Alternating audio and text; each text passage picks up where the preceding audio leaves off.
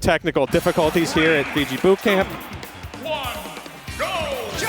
Right now we got fastcree versus CT Thunder, Shulk v Villager, a match you do not see every day.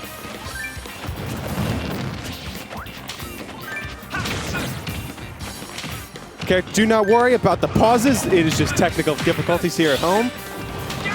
Cree is, I believe, I'm not sure if he's PR'd this season, but he is a threat for sure in the area, one of the best villagers alongside Laska. And CT Thunder, and they were not really used to seeing here, along with a character we're not used to seeing here very often, and that is Shulk.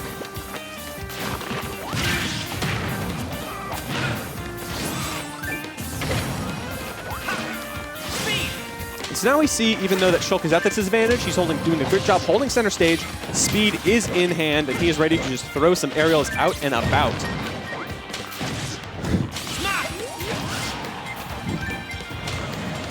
Hey, what's going on? What is going on, Karma? After technical difficulties that we don't need to worry about, we are here on the mic, and Cree is at an advantage right now, I would say. Even though he's having a little bit kind of trouble getting center stage, he does have the percent advantage, and he's doing a good job of just kind of keeping CT Thunder at bay currently. Yeah, CT Thunder, not familiar with him, but I mean, the fact that he's alive means that he could still take the stuff first. the fact that he's managing to live versus someone like Cree, who's just an absolutely deadly villager. And he has Monado arts on board. He can get smashed out just like that, and he could throw something wild out and get a kill. I mean, that's just the name of the game, baby. Now, there's two... Shit, thank you. Thank goodness for jump. Oh my god. I was like, yeah, he's dead. I was like, what? Twice. After I got stage like 2, I was like, what? No, he's living. There are two staple villagers in MDVA, and we're talking Cree and Laska. But completely opposite playstyles. Anyone who doesn't like playing Cree probably like fighting Laska. Don't know anyone like that. How would you describe Kree's playstyle? Because, I mean, I know the name. I've seen very few sets, but I'm not sure I can really summarize it well. Now, I've only played him once in this game. Right. But I would describe him as aggressive and fun. He likes to go for setups, whereas Laska likes to take control of center stage and just sit there. That doesn't make sense with a character like Villager. I mean, you can see right now that Kree's just loved like doing stuff with Gyroid and the Lloyd Rocket. I have no idea what it's called. Yeah, I call it Gyroid all the time. Lloyd Rocket, because that's what it is in Animal Crossing. It's a Gyroid. Right. But I mean, Lloyd Rocket is doing the trick, you know, and of course the crazy setups you can get with Tree. But enough of that, man. We got Shulk on the screen. Yeah, and he took the stock fairly early.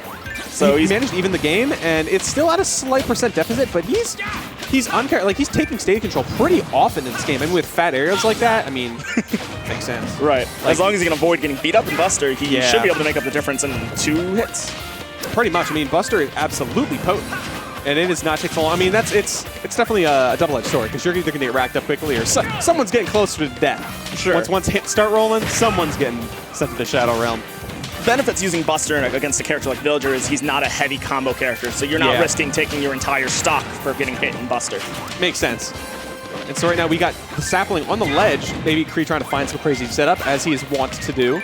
But of course he has to push him in that direction, which he's doing right now. Which is, you know, it's crazy to think about. Like, he has that sapling over there. I believe it's still there. No, maybe not for much longer. Yeah, okay, see, immediately as soon as you tried to go for it, it wasn't there. But you can see he's pushing CT in that direction because he wants the fun setups. Like, he's like, all right, I'm taking you to this side of the stage, and I'm zoning you there, pushing you back, and I'm going to start setting up stuff. And it's cool to see. Especially with someone like Shulk, who's just a big old swordsman. He's like, you see probably this? the most bearable swordsman to fight, though, speaking from the perspective of someone with stubby limbs. Yeah, I mean, it makes sense. I mean, he's got some big old aerials, but they're slow enough that it's like, well, if I time it right, I can get in. Unlike someone like Lucina or Crom, who are just speed. He is hanging in there. Yeah, almost 170%. Oh, as we say that, commentator's curse. Yep. But of course, still, that's a big, healthy life you've lived. Unfortunately, though, you still are at a deficit. Nothing great like that. That's it. Yeah, and he uppies the wrong direction, laughing at himself. Everyone like, yeah, he got me. And Cree, he's happy to just go off. You're Villager. You got recovery for days. You can just be like, okay, let's see what happens. But I understand why CT went off stage. Yeah. I mean, Shulk has an excellent recovery with jump. No hitboxes on the balloons. It's tempting to try to spike him or just to hit him in general. Hopefully he didn't let that SD get to him. Yeah. It's hard not to. And of course, going into game 2, he has a counter pick. He can bring a fresh mind. And that's hopefully what he brings to the table as he takes Laska, or Cree, rather, to FD. Right out of the gate, speed comes out, and he is just trying his best to throw at aerials, but he's not getting the chance because he's getting bopped around. And that's when shield comes into play, you know? Of course, shield, little knockback, less damage. So you. It's definitely something good to have, and it's always amazes me that Shulk players just can switch in and out of the arts at the fly, because it's like, I'm not used to that. It's not my muscle memory. Right. I limit camp. I'm a cloud player. I don't have a brain. I just press back air, but like switching to the Monado arts like takes the muscle memory, takes like the experience of what works best here. You can see he's bringing some knowledge to the table. But of course, Kree is much more knowledgeable, I would say. He's definitely getting frustrated. He's thrown out a couple moves here, like that down smash, that definitely look like there wasn't a purpose to them. He just wants to hit him. Yeah, he's getting walled out by something. I can speak from experience. Getting hit by the slingshot repeatedly is just awful. It is awful. Oh my, yeah, it is so funny. Like, it doesn't do that much, but you're just annoyed. Like, whenever I have to play Laska, I always tell Dingus Joe, I always tell him I gotta go take a nap. You really just stand there. Yeah. Right. And of course, standing there menacingly is Kree's job, because he managed to secure that stock. Good stuff to him, and has the tree on board. What is CT going to do with it? You know, how does CT get back? You have to be really careful, because Villager's intimidating, really. I mean, honestly, yeah. When you throw out a Lord Rocket, the obvious option is jump, but then you get fared every time. Yeah, like you do not have a lot of options there. It's tough. And I think this is interesting because, well, obviously I don't know who actually wins this at top level. Yeah. But most swordsmen do well against Villager. That makes sense. You know, big hitboxes, can get around stuff, easy to pop balloons. Right. But he just got dragged off by Slingshot. That is tough. Oh my goodness. Okay. Really early kill. Oh, that is absolutely. I mean, he was down 3 stocks to 1, so that is what he needed to find himself in the game. Let's go, Karma. I've got a match, so I gotta go. Good luck, guys. Yeah, good to see you. Good luck to these two competitors.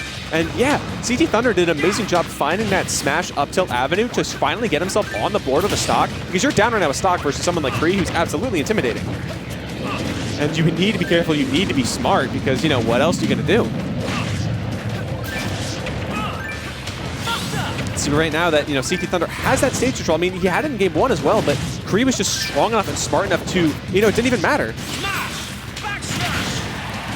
But still, again, Smash Arts coming out. A second stock secured with Smash Arts, and CT Thunder has the momentum on him to just keep this going. Yo, what's going on? What is going on? We have Desai on the mic with me. Weird. Yeah, was that Desai from the Wonderfly PR? Yeah, big fan. Yeah, that's right. Anyway. I hate you. Yeah, we got CT Thunder. Having shield, you know, keeps himself, you know, versus fastcree? Yeah, fastcree. You don't even know about fastcree. Yeah, Kree's wild. Kree is the GOAT. He is absolutely deceptively strong, as we've been seeing in this match. Of course, shout out to CT Thunder. Wait, he's a legend. Oh my goodness, Axe coming out, slaying that man. Let's go, fastcree. Not biased, by the way. Yeah, not yet. We here unbiased on our commentary, but let's go Kree.